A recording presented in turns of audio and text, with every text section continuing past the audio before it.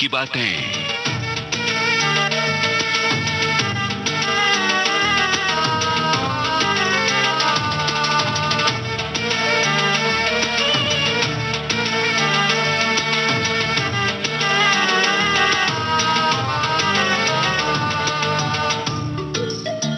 Bioscope की बातें आज खोजबीन के बाद लेकर लाए हैं रमेश जोशी, और हर बार की तरह ये बातें आपके सामने पेश कर रहे हैं इस प्रोग्राम के प्रोड्यूसर लोकेंद्र शर्मा।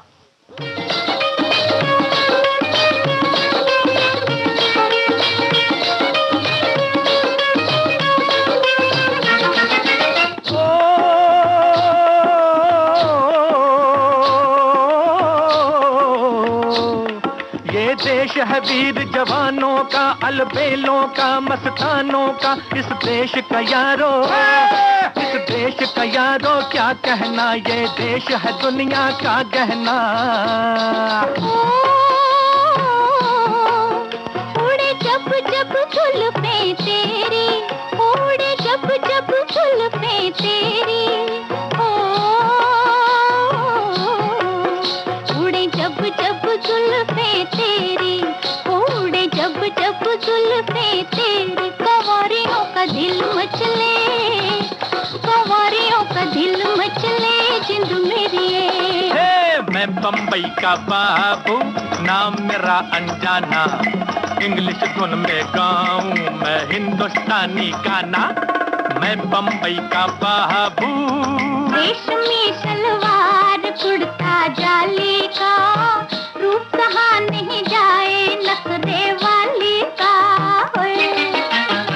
जार पीछा छोड़ मुझ मतवाली का, काहे ढूंढे रास्ता कुतवाली का। ये वो गीत है दोस्तों जिन्हें हम सन 1957 से सुनते चले आ रहे हैं, और शुरू में ये गीत देश की हर गली और हर मोहल्ले में गाए और सुने गए थे। आज बाइस्कोप की बातें होंगी इन्हीं गीतों वाली फिल्म को लेकर। वो फिल्म जो सिनेमा के इतिहास में एक नए मोड़, एक नए दौर की शुरुआत कही जा सकती है, जिसके बैनर का नाम था BR फिल्म्स।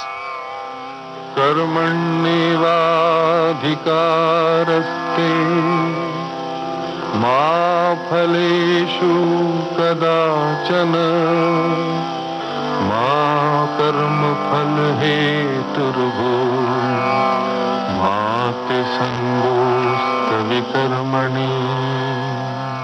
BR चोपड़ा की डायरेक्शन में तैयार इस फिल्म का नाम है नया दौर।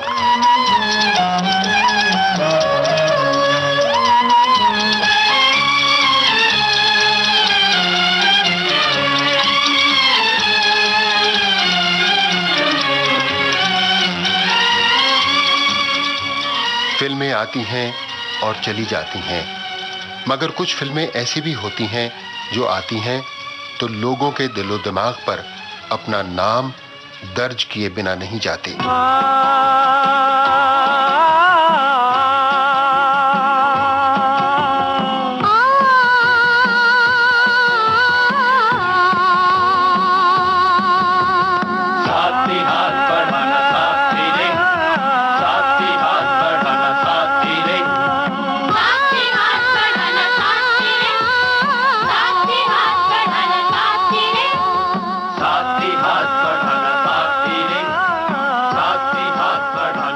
ये सिर्फ गीत और संगीत नहीं था जिसने नया दौर को अपने दौर की कामयाब फिल्म बनाया। नया दौर की सबसे बड़ी खूबी थी इसकी कहानी, इसके सब्जेक्ट का नयापन और उसके पीछे छुपा हुआ विचार या दर्शन। मजदूर संसार की नाव का पतवार होता है, और अगर पतवार न रहे तो जिंदगी की नाव का कोई किनारा न रह जाए। तुम आज अपनी गरज और अपने फायदे के लिए मशीन और जानवर का मुकाबला करने जा रहे हो, लेकिन किसी भी देश को ऐसी मशीन की जरूरत नहीं जो आदमियों के हाथ काटने के लिए बनाई गई। आग लगा दो ऐसी मोटर को जो राह चलते हुए कुचलती चले। कुंदन, ये मुकाबला नहीं होगा। पिताजी, ये मुकाबला होकर ही रहेगा। ये मेरी इज्जत का सवाल है। कुंदन में खत्म मुकाबला नहीं होगा पिताजी। सन 1957 में जब नया दौर रिलीज हुई तब देश को आजाद हुए 10 बरस हो चुके थे। हर तरफ प्रगति और विकास की बड़ी बड़ी बातें हो रही थीं। मशीनीकरण के जरिए औद्योगिक क्रांति लाने के दावे किए जा रहे थे। पंचवर्षीय योजनाओं द्वारा देश का नक्शा बदलने के सपने देखे जा रहे थे। ऐसे समय में आई नया दौर जैसी फिल्म जो मशीनी क्षमता के मुकाबले मानवीय श्रम की श्रेष्ठता के गांधीवादी सिद्धांत की पताका उठाए हुए थी। जब पेट की रोटी और जेब का पैसा छिन जाता है ना तो कोई समझ नहीं रह जाती आदमी के पास। कुंदन बाबू, हमारा तांगा रहने से आपका कोई नुकसान नहीं है, लेकिन आपकी लारी रहने से हम सबका नुकसान है। मेरे भाई, मैंने लारी तुम्हारे नुकसान के लिए नहीं मंगवाई, मैंने तो यात्रियों के फायदे के लिए मंगवाई। बेचारे दूर दूर से आते हैं, आने जाने में उन्हें तकलीफ होती है। लारी रहने से उन्हें आराम मिलेगा और वो जल्दी पहुंच जाया करेंगे। हाँ हाँ, उनके बखत में 10 मिनट की बचत जरूर हो जाएगी, सो हम मानते हैं, लेकिन यहाँ 100 आदमियों का पेट कट जाएगा, इसका आपको कोई ख्याल नहीं है। 100 आदमियों के लिए अब ये बढ़ता हुआ देश रुकेगा नहीं। अरे पर हम कब कहते हैं बाबा के देश रुक जाए? हम कब कहते हैं? हम तो कहते हैं कि अगर देश बढ़ रहा है तो हम लोगों को भी कुछ आप लोग आगे बढ़ाओ। गरीब के दर्द और पूंजीवाद के छद्म को ये फिल्म बड़े सटीक ढंग से पेश करती है। कहने की जरूरत नहीं कि मानवीय श्रम के सिद्धांत को दर्शकों से भरपूर दाद मिली और फिल्म नया दौर अपने दौर की एक उल्लेखनीय फिल्म बन गई।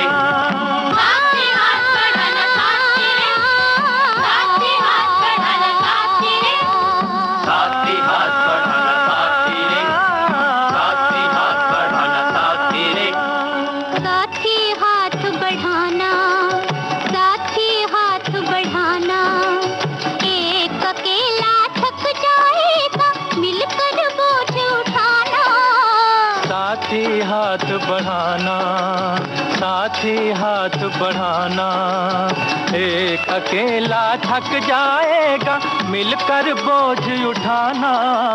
साथी हाथ बढ़ाना, साथी हाथ बढ़ाना साथी रे, साथी हाथ बढ़ाना साथी रे, साथी हाथ बढ़ाना साथी रे।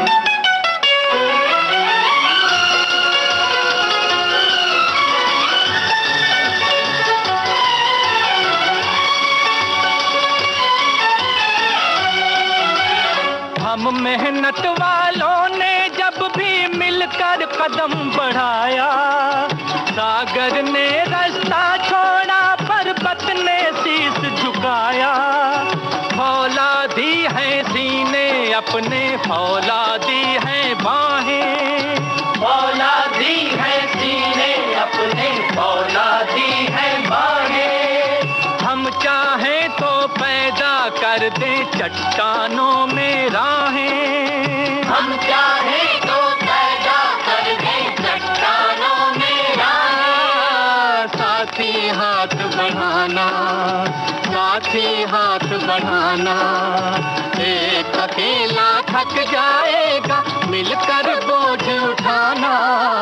साथी हाथ बढ़ाना, साथी हाथ बढ़ाना साथी रे, साथी हाथ बढ़ाना साथी रे,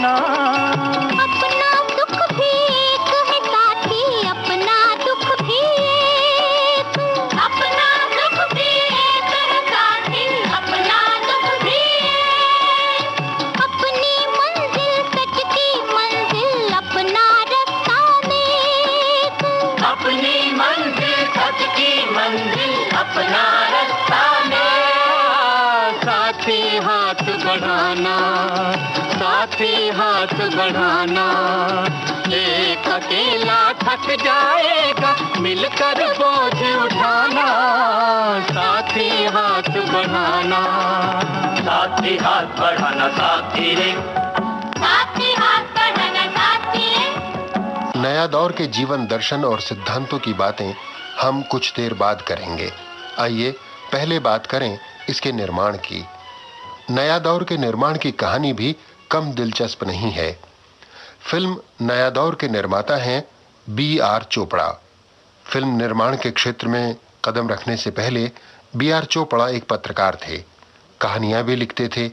शायद यही कारण है कि उनकी सभी फिल्मों का कथा पक्ष बड़ा मजबूत रहता है। एक ही रास्ता, साधना, धूल का फूल, धर्मपुत्र, गुमराह, वक्त और निकाह जैसी उनकी फिल्में कहानी के मामले में उनकी पैनी सूझबूझ का सबूत हैं। नया दौर में भी हमें जीवन संघर्ष और मानवीय भावनाओं की खूबसूरत धूप छाह दिखाई देती है। ये मैं जो कर रहा हूँ, जो कुछ भी कर रहा हूँ, ये सब गलत है क्या?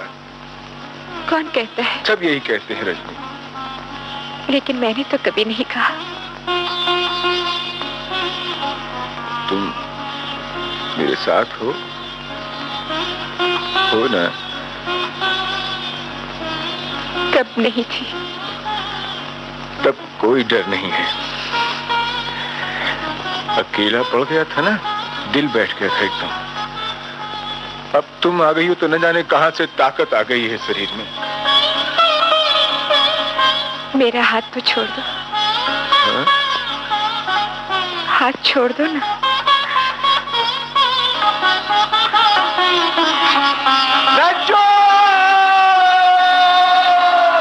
शंकर, अरे ये क्या कर रहे हो? धावा बोल दिया है सारे संसार पर रजनी। रोक ले मुझे अगर किसी में हिम्मत है तो। ज्यादा डेंग मत मारो और काम करो, काम करो ना। शंकर भैया, हम भी तुम्हारे साथ हैं। करो, काम करो।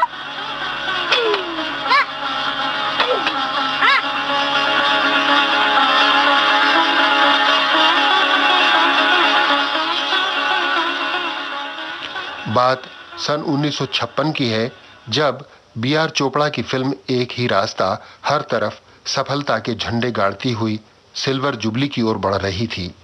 चोपड़ा साहब को तलाश थी एक ऐसी कहानी की जो एक ही रास्ता से भी ज्यादा कामयाब साबित हो सके।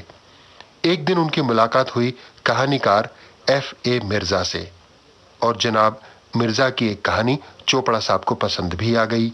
चोपड़ा साहब ने उसी वक्त F.A. मिर्जा को अपनी फिल्म के लिए साइन कर लिया। ये सब हो जाने के बाद अचानक मिर्जा साहब बोले, चोपड़ा साहब, मैं आपको एक और कहानी सुनाना चाहता हूं, क्योंकि इस कहानी ने मुझे खासा कंफ्यूज कर दिया है। महबूब खान, राज कपूर और S. मुखर्जी जैसी बड़ी बड़ी हस्तियों ने इस कहानी को बकवास या डॉक्यूमेंट्री सब्जेक्ट कहकर नापसंद कर दिया है। आप बताइए कि क्या ये वाकई बकवास है? चोपड़ा साहब ने कहानी सुनी और सुनने के बाद कहा, मिर्जा साहब, आपकी जो कहानी मैंने अभी साइन की है उस पर तो मैं कभी बाद में फिल्म बनाऊंगा, मगर अभी बनाने के लिए आप मुझे अपनी ये नई वाली कहानी दे दीजिए। मिर्जा जरा चौंके, बोले, आप सोच समझ कर बात कीजिए चोपड़ा साहब। चोपड़ा साहब विचलित नहीं हुए, बोले, जो काम कोई और नहीं करना चाहता उसे करने में ही मुझे ज्यादा आनंद आता है। मैं इसी कहानी पर फिल्म बनाऊंगा, आप ये सब्जेक्ट मुझे दे दीजिए। कहने की जरूरत नहीं दोस्तों, यही थी वो कहानी जिस पर बनी नया दौर।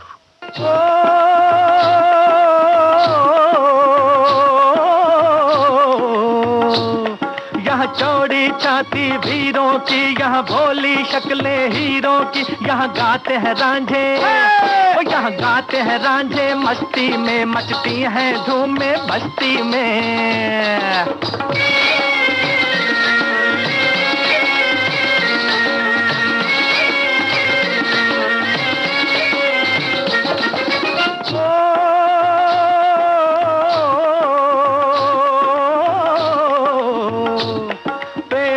बहारें झूलों की, राहों में कतारें फूलों की, यहाँ हंसता है सावन, यहाँ हंसता है सावन, बालों में खिलती हैं कलियां गालों में।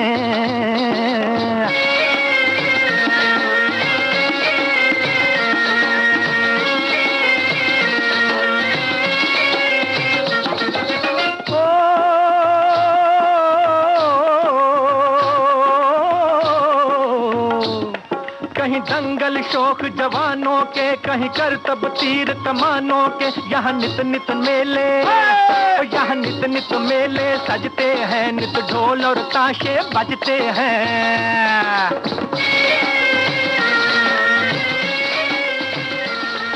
इस प्रसंग की एक मजेदार बात यह भी है कि जिस कहानी को चोपड़ा साहब ने पहले साइन किया था और जिसके लिए वे साइनिंग अमाउंट दे चुके थे, उस पर चोपड़ा साहब आज तक फिल्म नहीं बना पाए हैं। दूसरी कहानी जिस पर बकौल मिर्जा साहब के बकवास सब्जेक्ट होने का लेवल लग चुका था, उसमें चोपड़ा साहब को एक सफल फिल्म की संभावनाएं नजर आईं। चोपड़ा साहब के अनुसार इस कहानी की दो बातों ने उन्हें सबसे ज्यादा प्रभावित किया था। पहली तो ये कि ये कहानी मनुष्य के कर्म को महत्व देती है, और दूसरी ये कि ये कहानी एकता का संदेश देती है, और इन दोनों ही बातों की उस वक्त हमारे देश को सबसे ज्यादा जरूरत थी।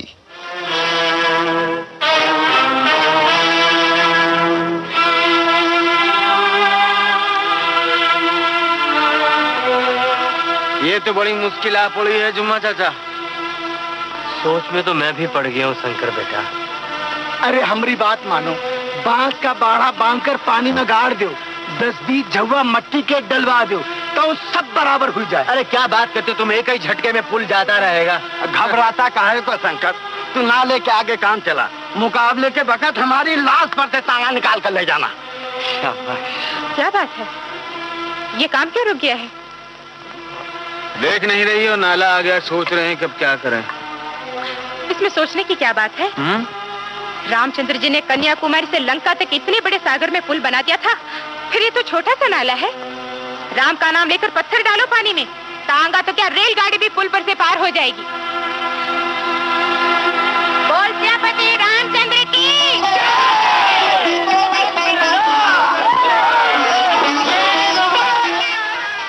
नया दौर शहरी सभ्यता और गांव की संस्कृति के टकराव को भी जुबान देती है। इसमें गांव की सरलता और निश्चलता के कई प्रसंग हैं। देहाती मन कपट को छुपाना नहीं जानता, वो सीधी बात कहता है, फिर चाहे वो कोई शिकायत हो या फिर मन की मस्ती भरी मौज।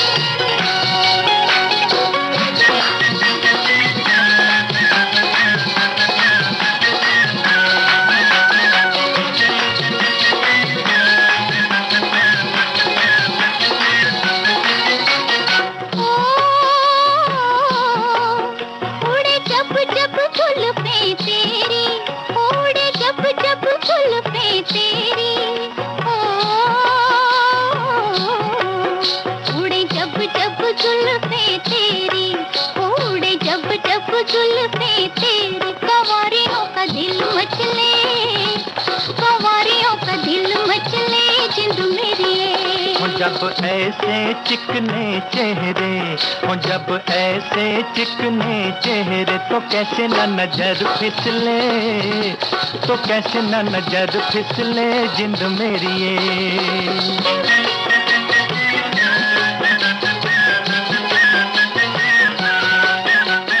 आज भी अगर फिल्म नया दौर देखी जाए तो उसमें एक ताजगी नजर आती है।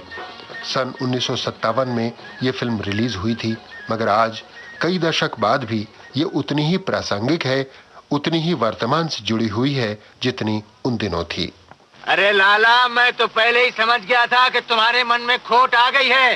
तो यूं ही समझ लो भाई, सीधी सी बात है, लड़की वाले 2000 की रकम दे रहे हैं, तुम दे दो, रिश्ता तुम्हारे घर रह जाएगा। ये तो व्यापार की बात है। मैं ऐसा नहीं होने दूंगा लाला, समझे? रुपए की खातिर अपनी इज्जत का सौदा नहीं होने दूंगा। अरे तो क्या अपनी बहन को मेरे दरवाजे पे लाके रख देगा? अबे चुप, ऐसी बात की तो जबान काट के रख दूंगा, समझा? जिस तरह सबके सामने रिश्ता किया था ना लाला, उसी तरह सबके सामने चल के तोड़ना भी होगा, समझा? चलो। हाँ चल चल चल। अरे अभी चलता हूँ। वो क्या कर लेंगे मेरा? बड़ा आया बातें बनाने वाला। चल भी तो देखता हूँ। हाँ? अरे क्या सामने ले जाते हैं। अरे चलो, पंचों से कौन डरता है? पंच तो माई बाप है, उसमें कौन बड़ी बात है? अरे अब सबके सामने बोल, सबके सामने बोल के मेरी बहन में कोई दोष नहीं है और तू रुपए की खातिर रिश्ता तोड़ रहा है। अरे रुपए के लिए तोड़ रहा हूँ तो क्या हुआ? तुम कौन हो मुझे रोकने वाले? नहीं गणपत, अपने गांव में ऐसा नहीं होता। क्यों नहीं होता? मेरा लड़का है, जहाँ चाहूँ उसे ब्याह दूं। रिश्ता करके तोड़ना पाप है और इसमें गांव की बदनामी होती है। गणपत, तो क्या सारे गांव का ठेका ले रखा है मैंने? देखो गणपत, ये रिश्ता शंकर के घर में रहेगा, नहीं तो तुमको बिरादरी से बाहर निकाल देंगे। ठीक है। अच्छा भाइयों, अगर तुम सबकी यही मर्जी है तो मैं रिश्ता वापस ले लेता हूँ। अरे तुझ जैसे कमीने के घर अपनी लड़की भेजेगा कौन? अच्छा हुआ जो बारात आने से पहले ही तूने अपनी जात का पता बता दिया। जा, मैं तेरे घर से अपनी बहन का रिश्ता खुद ही तोड़ता हूँ, पर याद रख, तूने धन की खातिर धर्म को ठुकराया है, जिंदगी भर ठोकरें खाता रहेगा।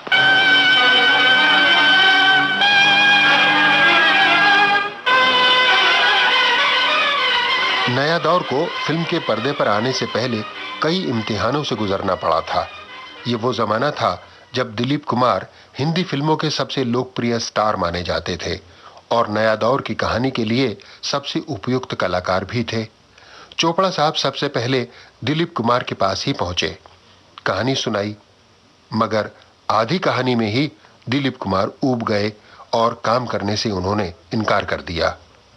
इसके बाद चोपड़ा साहब ने अशोक कुमार का दरवाजा खटखटाया। अशोक कुमार ने कहानी सुनी, उन्हें पसंद भी आई, मगर दादा मुनि बोले, चोपड़ा साहब कहानी तो अच्छी है, मगर ये मेरे लायक नहीं है, बल्कि यूसुफ यानी दिलीप कुमार के लायक है। आप इसमें यूसुफ को ही साइन कीजिए। जब B.R. चोपड़ा ने बताया कि दिलीप कुमार इस कहानी को रिजेक्ट कर चुके हैं, तो अशोक कुमार ने कहा, आप चिंता मत करें, मैं यूसुफ से बात करूंगा। आप कल फिर जाइए और नए सिरे से ये कहानी दिलीप कुमार को सुनाइए। चोपड़ा साहब दूसरे दिन फिर दिलीप कुमार के पास पहुंचे। इस बार दिलीप कुमार ने डायलॉग समेत पूरी कहानी पूरी तवज्जो के साथ सुनी और इस बार ये कहानी उन्हें इतनी अच्छी लगी कि उन्होंने इस फिल्म को जल्दी पूरा करने के लिए अपनी पूरी डेट्स इसे देने का वचन भी दे डाला। शायद इस वचन का ही नतीजा था कि नया दौर की शूटिंग सितंबर 1956 में शुरू हुई और 11 महीनों के बाद 15 अगस्त सन 1957 को फिल्म नया दौर रिलीज भी हो गई।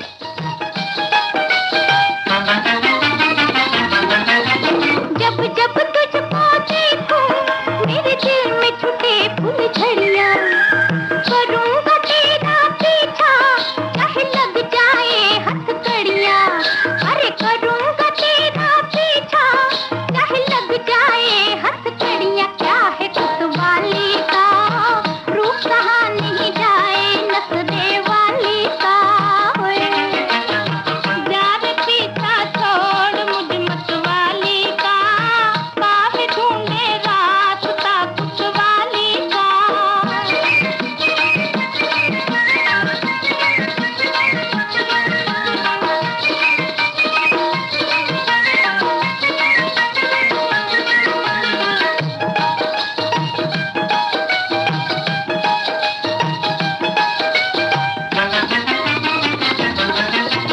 मैं हूँ इज्जत वाली, मुझे समझना ऐसी वैसी।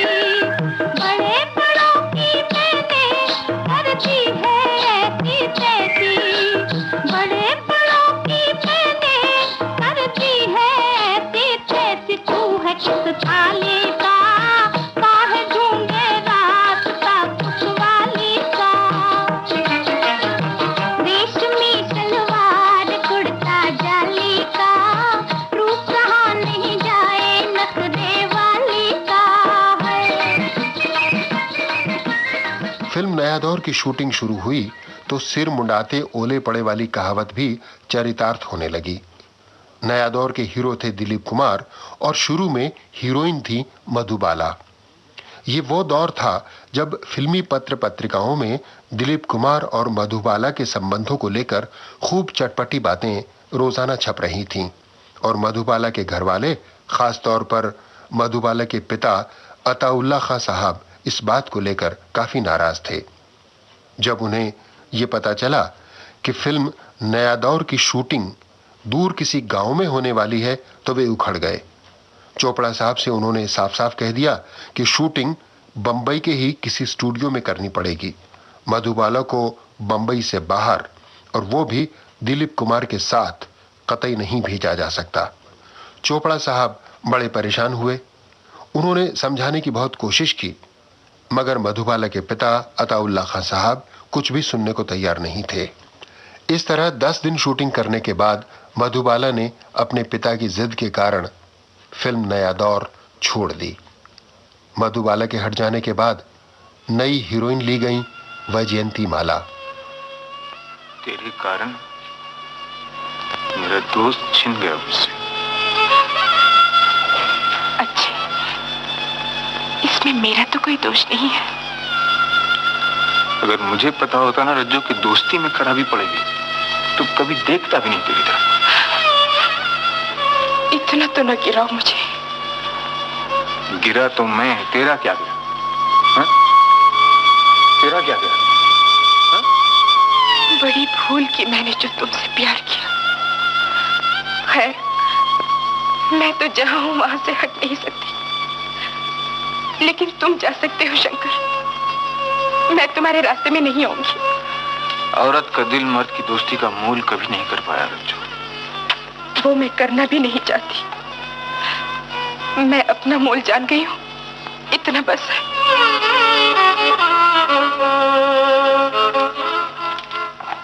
इसके बाद एक मजेदार बात और हुई।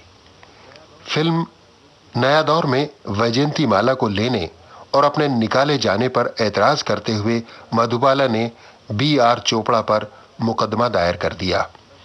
ये केस लगभग 1 साल तक चला और अंत में फैसला करने वाले न्यायाधीश ने स्वयं ये फिल्म देखी और निर्णय दिया कि इस फिल्म को इंडोर शूटिंग्स द्वारा बनाना संभव नहीं था।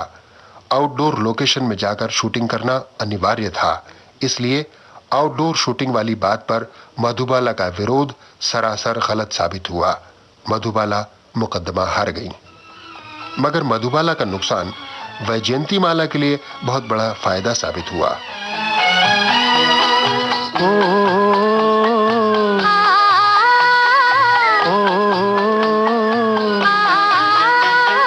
दिल कहे दिलदार मिला, हम कहे हमें प्यार मिला। दिल कहे दिलदार मिला, हम कहे हमें प्यार मिला। प्यार मिला, हमें यार मिला, एक नया संसार मिला। प्यार मिला, हमें यार मिला, एक नया संसार मिला।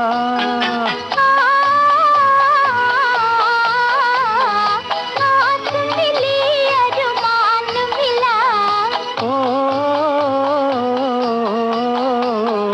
जीने का सामान मिला, मिल गया एक सहारा। मांग के साथ तुम्हारा मैंने मांग लिया संसार। मांग के साथ तुम्हारा।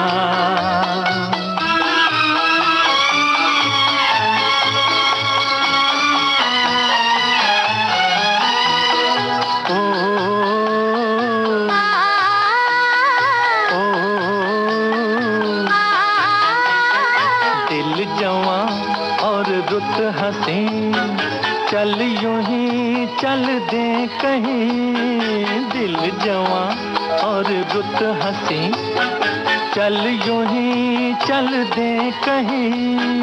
तू चाहे ले चल कहीं, तुझ पे है मुझको यकीन। तू चाहे ले चल कहीं, तुझ पे है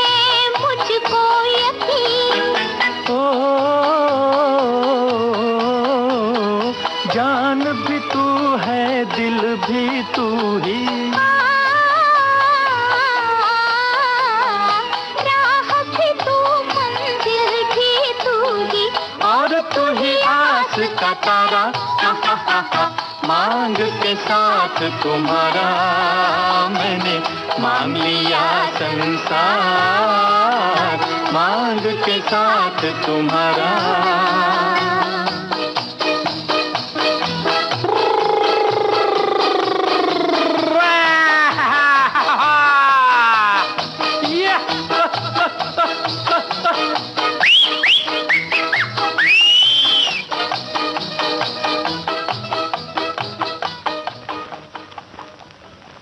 ये नया दौर की ही खूबी है कि जिसमें सरल सी प्रेम कहानी के घेरे में पूंजीवाद और मशीनीकरण जैसे पेचीदा मुद्दों को बड़ी खूबसूरती के साथ गूंथा गया है।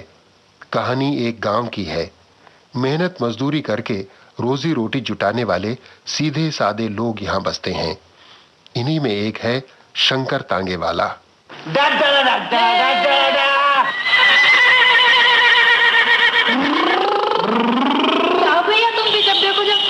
ए बुद्धू, तो तू काहे को रोज रोज उसकी टोपी पहन लेती है?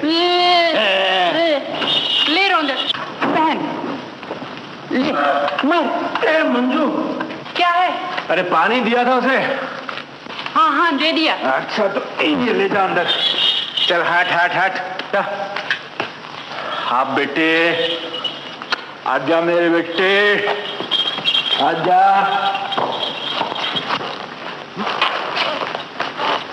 बस बस। अरे शंकर।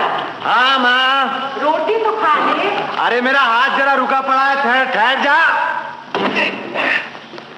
काम को देरी हो जाएगी। ले मैं खिलाती हूँ। अरे काम करने दे माँ, मुझे खाना वाना नहीं खाना। अरे चल बड़ा से आना। ले नहीं खाना मुझको, काम कर। अरे मेरा अच्छा बेटा, ले ले बेटा ले।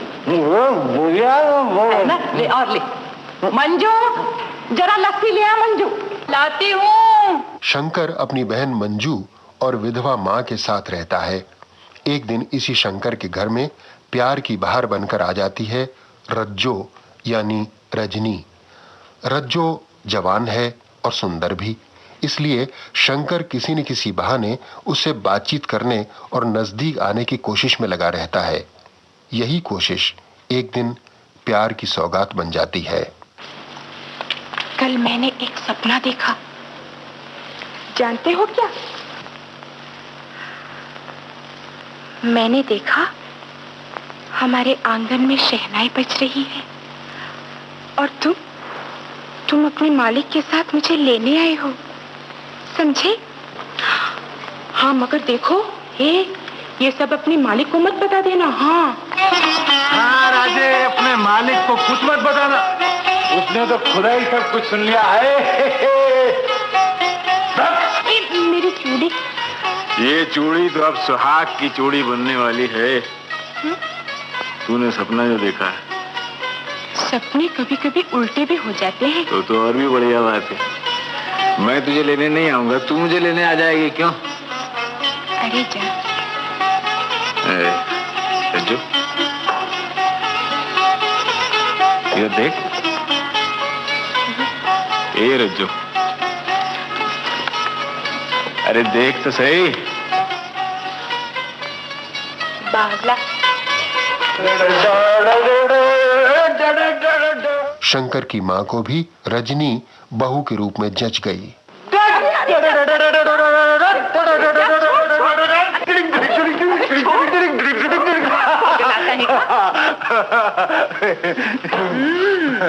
आज बड़ा खुश दिखाई दे रहा है। खुश तो हूँ माँ, खुश तो हूँ मैं आज।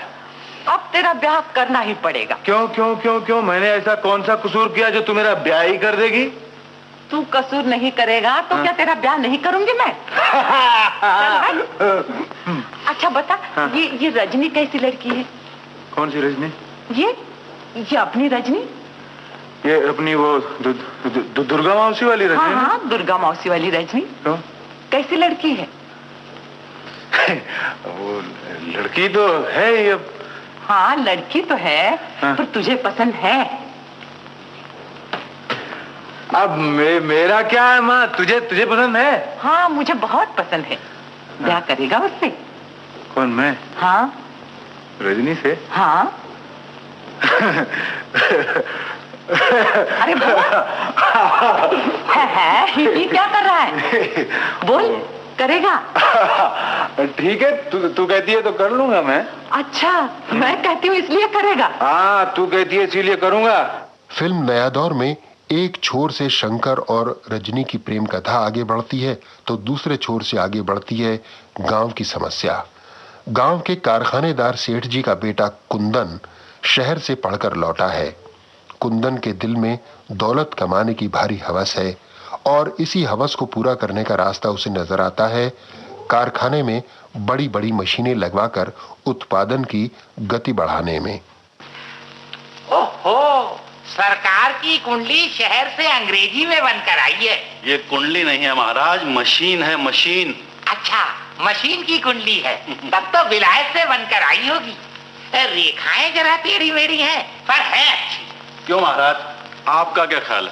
अगर कारखाने में मशीन आ जाए तो कैसी रहे? तब तो सारी बस्ती का कल्याण हो जाएगा, सबका भला होगा। पर साथ साथ कुछ अपना भी। ये लो, तुम्हारा भी भला होगा। सरकार का जन्म तो चढ़ते सूरज में हुआ है, एक दिन आप जरूर चक्रवर्ती राजा बनेंगे। हाँ सरकार, अपनी मशीन आ कब रही है? बस शहर से चल पड़ी है महाराज, आने वाले ही समझो।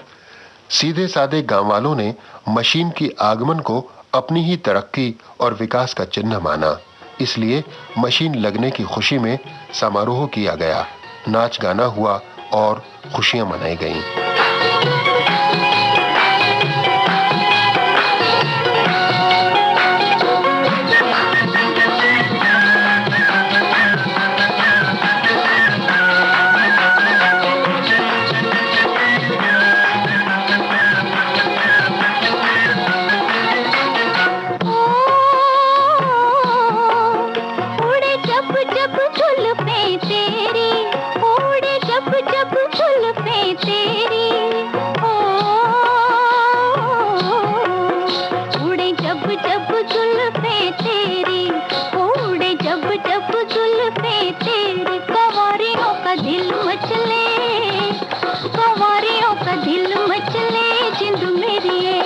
जब ऐसे चिकने चेहरे हो, जब ऐसे चिकने चेहरे तो कैसे न नजर फिसले, तो कैसे न नजर फिसले जिंद मेरी ये।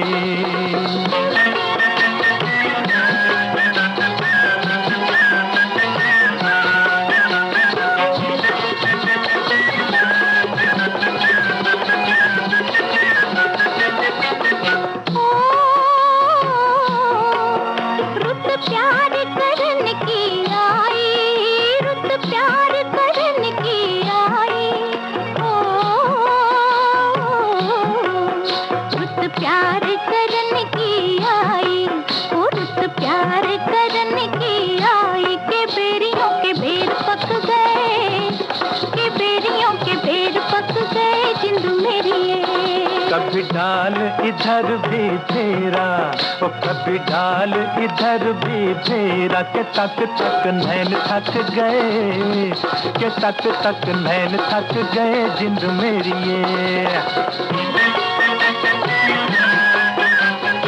ये मशीन मेहनतकश गांव वालों के मुंह का निवाला छीनने आई थी, इस बात का पता गांव वालों को नहीं था। सुनो भाइयों, बात यह है कि कारखाने में आ गई मशीन, इस बात से इतने आदमियों की कोई जरूरत नहीं रही। मशीन चलाने वाले शहर से बुलाए गए हैं क्योंकि वही काम कर सकते हैं, इसलिए आज से आप सब लोगों को काम पर से अलग किया जाता है।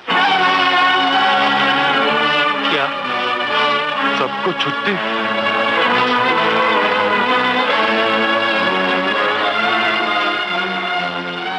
कारखाने के मजदूर बेकार हो गए और भूखों मरने की हालत आई तो शंकर मजदूरों की फरियाद लेकर जा पहुंचा छोटे मालिक कुंदन के पास। आपके आने से कारखाने वाले बेकार हो गए बाबू। लेकिन कारखाने वालों से तुम्हें क्या मतलब है? मतलब? अरे मतलब समझो तो बड़ा है। बस्ती एक, बस्ती वालों के दिल एक, और जब घर में आग लगती है तो बुझाने का रास्ता तो सभी ढूंढते हैं ना। ठीक है, लेकिन वो लोग कोई दूसरा काम क्यों नहीं ढूंढ लेते? और दूसरा काम क्या करेंगे बाबू? अपनी बस्ती में तो खेती बाड़ी भी नहीं होती। हाँ हाँ, लेकिन बाहर शहर में जाके काम कर लें। हाँ, तो तुम देश वालों को प्रदेश भेजना चाहते हो बाबू?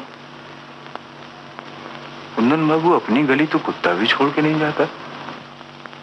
मगर काम के लिए तो मैं भी शहर छोड़कर यहाँ आ गया हूँ।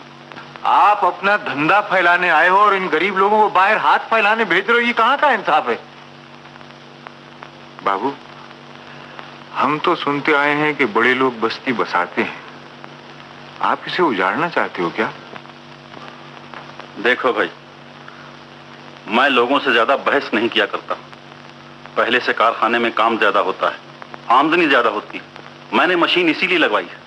वो ठीक है, पर आप लोगों की जेब भी भरती रहे और गरीब लोगों का पेट भी भरता रहे, कोई ऐसा रास्ता नहीं निकाल सकते आप?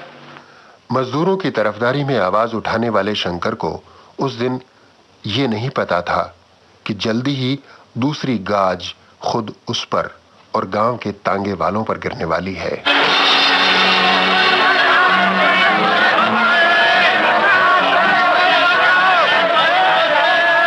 1 घंटे का सफर 10 मिनट में 1 रुपया 1 रुपया। ये हवाई जहाज कहाँ से आएगा? मोटर गाड़ी। यात्रा की बारी 1 रुपया, 1 घंटे का रास्ता 10 मिनट में। चलो यात्रा जाने वाले, चलो यात्रा जाने वाले 1 रुपया 1 रुपया, 1 घंटे का सफर 10 मिनट में। पूंजीवाद जब मंत्रों की मदद से अपने पांव पसारने लगता है तो मजदूर बेबस देखता रह जाता है। और यही जरूरत होती है सामाजिक एकता की, समाज के नव जागरण की।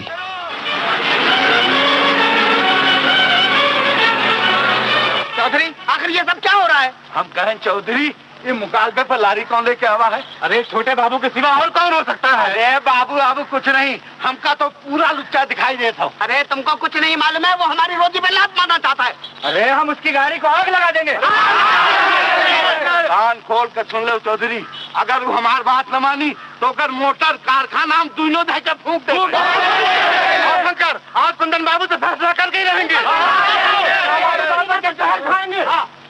मगर इन कोरी धमकियों से कुंदन क्यों डरने लगा?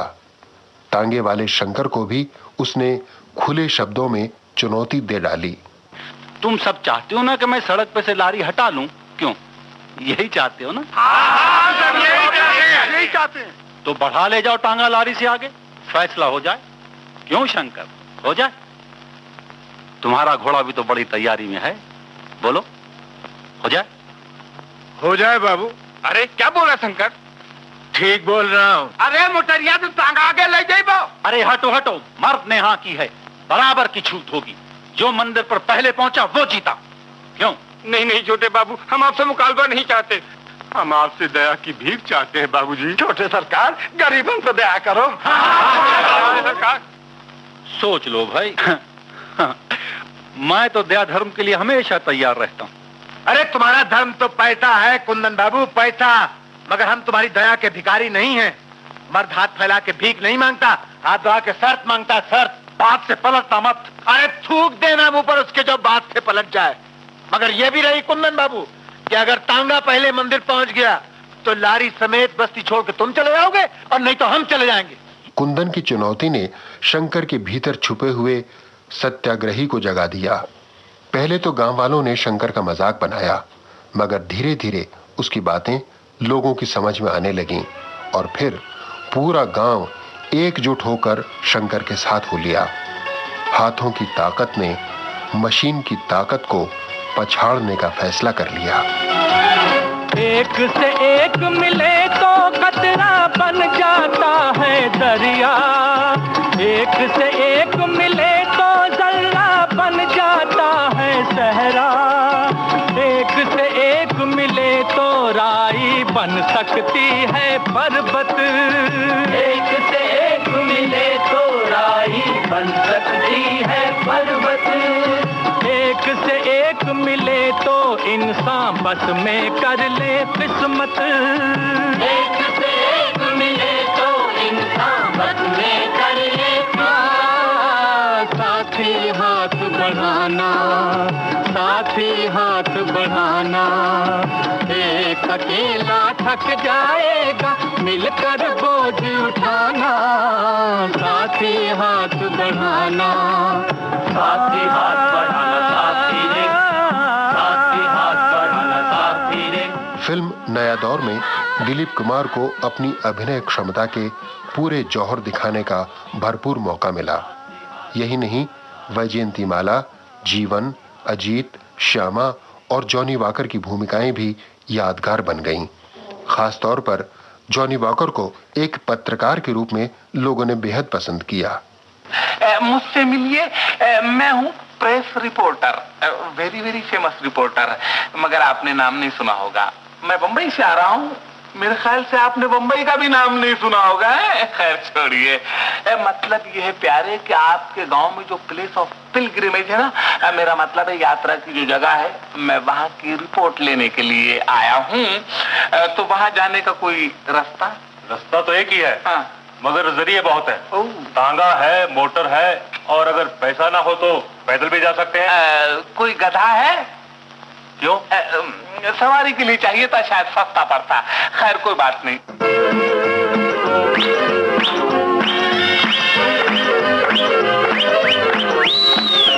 ये दुनिया है उसकी जो दुनिया से खेले, शक्ति हो या नरमी, अरे हंसते हंसते झेले।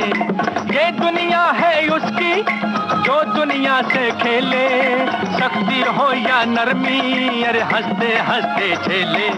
सुन लो आज सुन लो ये जादू का तराना है, मैं बम्बई का बाबू, नाम मेरा अनजाना, इंग्लिश धुन में गाऊं मैं हिंदुस्तानी गाना, मैं बम्बई का बाबू। फिल्म इंडस्ट्री के उन नामी गिरामी निर्माता निर्देशकों को जिन्होंने नया दौर की कहानी को बकवास या डॉक्यूमेंट्री कहकर रिजेक्ट कर दिया था, इस फिल्म की अपार सफलता देखकर कैसा लगा होगा ये तो हमें नहीं मालूम, लेकिन ये बात निश्चय ही साबित हो गई कि हिट फिल्म का कोई फॉर्मूला नहीं होता। पर यह सब बाद में हुआ। पहले तो कई फिल्मी पंडितों ने नया दौर के बुरी तरह फ्लॉप होने की शर्तें लगाईं, और क्यों न लगाते। जो फिल्म शुरुआत के साथ ही मुकदमेबाजी और दूसरे विवादों में जा उलझी थी, उसके पूरे होने की क्या गारंटी, और यदि वो पूरी हो भी गई तो चलने की तो शर्तिया गारंटी नहीं थी। यानी ऐसी फिल्म का भगवान ही मालिक था। खुद निर्माता निर्देशक B.R. चोपड़ा को भी अपनी इस फिल्म का रक्षक भगवान ही जान पड़ता था। आना है तो राह में कुछ फेर नहीं है, भगवान के घर देर है, अंधेर नहीं है।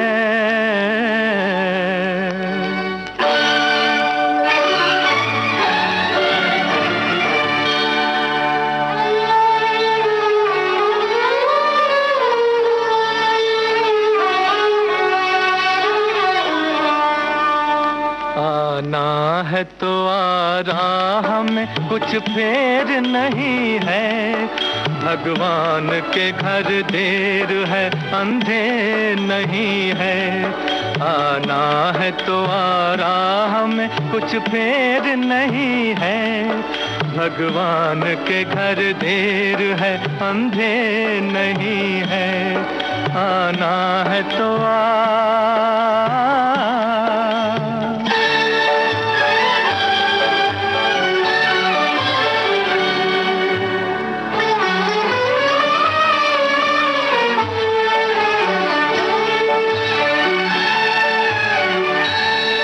जब तुझसे न सुलझे तेरे उलझे हुए धंधे, जब तुझसे न सुलझे तेरे उलझे हुए धंधे, भगवान के इंसाफ पे सब छोड़ दे बंदे।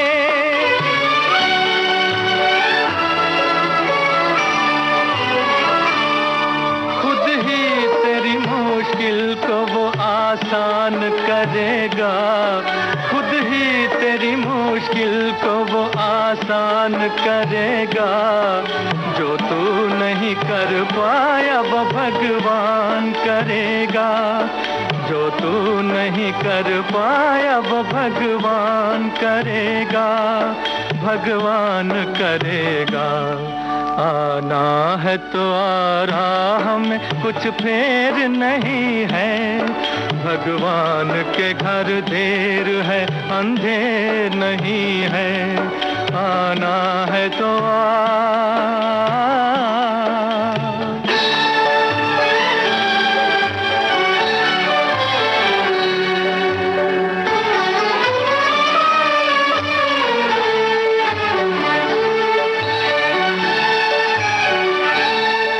कहने की जरूरत नहीं, आना ही बहुत है। कहने की जरूरत नहीं, आना ही बहुत है। इस दर पे तेरा सिर झुकाना ही बहुत है।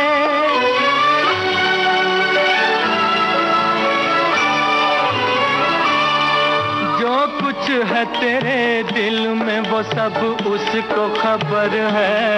जो कुछ है तेरे दिल में वो सब उसको खबर है। बंदे तेरे हर हाल पे मालिक की नजर है। बंदे तेरे हर हाल पे मालिक की नजर है, मालिक की नजर है। आना है तो आ रहा, हमें कुछ फेर नहीं है। भगवान के घर देर है, अंधेर नहीं है। आना है तो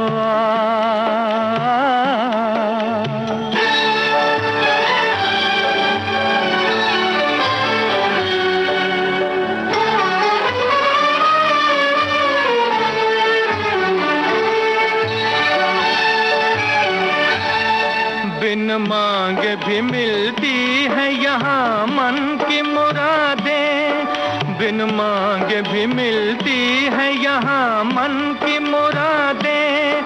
दिल साफ हो जिनका वो यहाँ आके सदा दे।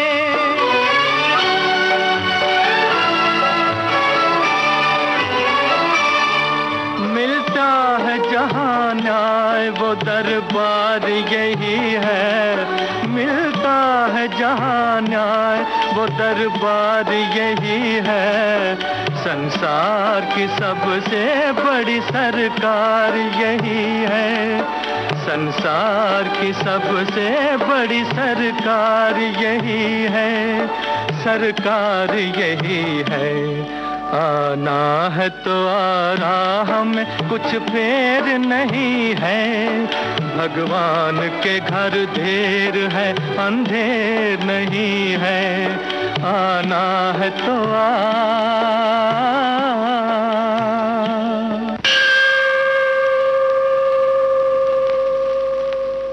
फिल्म नया दौर की बॉक्स ऑफिस कामयाबी का सेहरा कहानी के अलावा इसके संगीत के सर पर भी है। पंजाबी लोक धुनों के जादूगर ओपी नैयर का संगीत हर दौर में नया जान पड़ता है। नया दौर में तो उसे नया होना ही था। संगीत के साथ साथ यदि गीतों की बात न की जाए तो बात पूरी नहीं होती। साहिर लुधियानवी जैसे जागरूक और समाजवादी गीतकार ने अपने गीतों में कहानी की आत्मा को पकड़े रखा। साथ ही हाथ बढ़ाना और ये देश है वीर जवानों का जैसे गीत भारत की रूहानी आवाज हैं, तो भजन के बोलों में पूजा की फिलॉसफी लोबान की तरह महकती है। फिल्म नया दौर के प्रेम गीतों में पंजाब की अल्हड़ जवानी का नाच नजर आता है।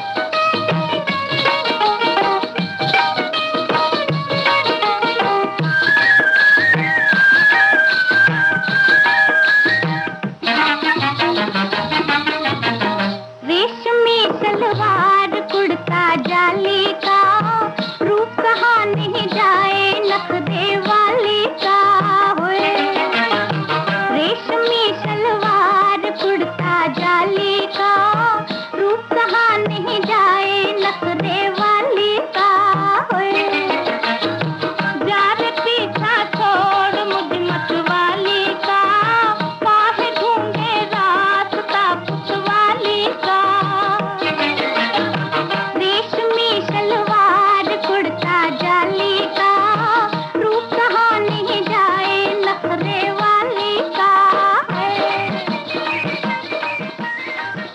और हिंदी की उन गिनी चुनी फिल्मों में से एक है जिसने सिनेमा प्रेमियों को न केवल भरपूर मनोरंजन दिया बल्कि एक संदेश भी दिया।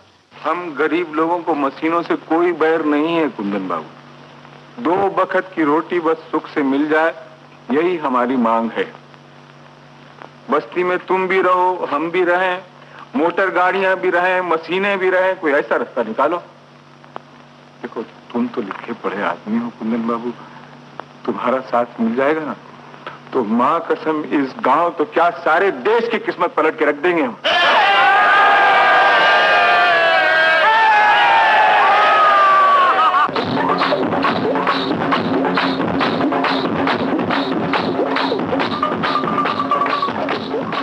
B.R. चोपड़ा ने इस फिल्म के जरिए ये साबित किया कि उनमें वो कर दिखाने की क्षमता है जो औरों में मुश्किल से होती है। ये फिल्म जैसे आज भी हर फिल्मकार को ऐसी चुनौती स्वीकार करने की प्रेरणा दे रही है।